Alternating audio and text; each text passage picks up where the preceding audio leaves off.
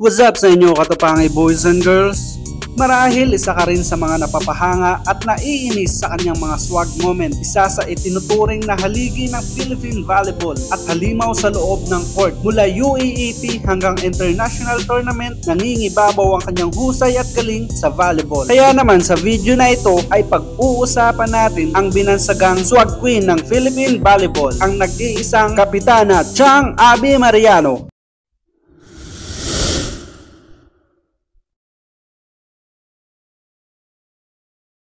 Si Abigail Abby Palmares Mariano ay isang kilalang personalidad sa larangan ng volleyball sa Pilipinas. Nagpapakita ng kahusayan ng kanyang karera na sumasaklaw sa parehong mga larangan ng kolehiyo at professional. Isinilang noong December 22, 1992. Ang paglalakbay ni Mariano sa larong ito ay nagsimula nang ipamalas ang kanyang kahusayan at dedikasyon sa court. Sa kanyang taas na 175 cm, siya ay nagpapakita ng pagiging matatag at kahusayan sa bawat laban na kanyang pinasasalamatan. Sa kanyang mga formatibong taon, sinundan ni Mariano ang kanyang mga akademikong hangarin kasabay ng kanyang pagmamahal sa volleyball. Sinimulan niya ang kanyang paglalakbay sa De La Salle University kung saan siya ay nag-aral ng Bachelor of Arts sa Philippine Studies, Major in Filipino and Mass Media. Ang dobling pangako sa edukasyon at sport ay nagtayo ng pundasyon para sa kanyang mga susunod na layunin na humuhubog sa kanya bilang isang buong tao sa loob at labas ng court. Ang pag-angat ni Mariano sa kadakilaan sa volleyball ay nagsimula noong kanyang panahon sa De La Salle University Lady Spikers. Sa larangan ng kolehiyo, nilikha niya ang kanyang alamat bilang isang 2 beses na UAAP Most Valuable Player na nakuha ang prestiyosong parangal sa parehong UAAP Season 74 at Season 75. Bukod dito, siya ay naging kapitana ng koponan mula 2012 hanggang 2014 na nagtataglay ng pambihirang determinasyon at liderato. Sa paglipat sa professional na larangan, nagsimula si Mariano sa isang kahanga-hangang paglalakbay.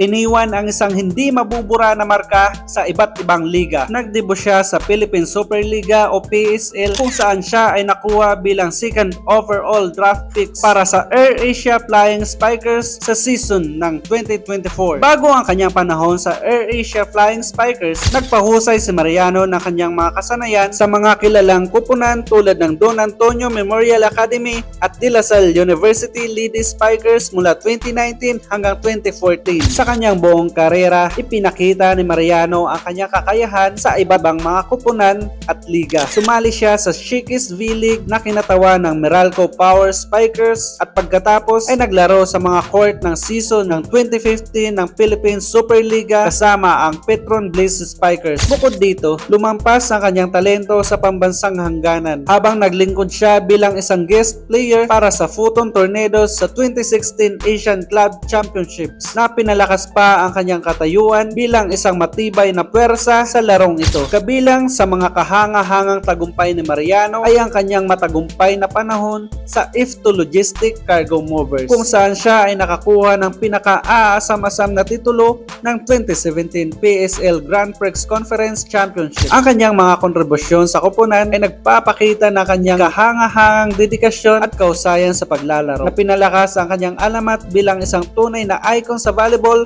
sa Pilipinas. Sa kabila ng kanyang maraming parangal at tagumpay, ang paglalakbay ni Mariano sa volleyball ay hindi naglaho ng mga hamon. Noong 2023, natapos ang 8 taong dedikadong serbisyo, nagpaalam siya sa kanyang papel bilang kapitana ng Philippine Women's Volleyball National Team at middle blocker. Gayunpaman, ang pagre-retiro ni Mariano ay hindi nagpapahiwatig ng wakas kundi isang bagong kabanata sa kanyang karera. Habang ibinabaling ang kanyang mga atensyon sa pagpapanguna sa IFTO Logistic Cargo Movers, patuloy na nagbibigay inspirasyon at nagpapataas na larong mahalaga sa kanyang puso. Ngunit noong December 2023 ay tuluyan nang nagpaalam ang koponan ng IFTO Logistic Cargo Movers na kung saan ay nagkawatak-watak ang mga miyembro ng koponang ito. Samantalang si Abby Mariano ay sumali sa Cheritigo Crossovers at pinamunuan ng koponan na ito. Bilang kapitana ng kanyang koponan, si Abby Mariano ay hindi lamang nag-e-excel sa larangan ng volleyball kundi nagbibigay nagbibigay halimbawa rin sa kanyang mga kasamahan sa pagiging leader at pagiging professional sa loob at labas ng court. Sa pamamagitan ng kanyang mga tagumpay at pagiging modelo, siya ay nagtataguyod ng pag-unlad ng volleyball sa bansa at patuloy na nagbibigay inspirasyon sa mga susunod na henerasyon ng manlalaro. Kung nagustuhan mo ang mga ganitong klaseng content,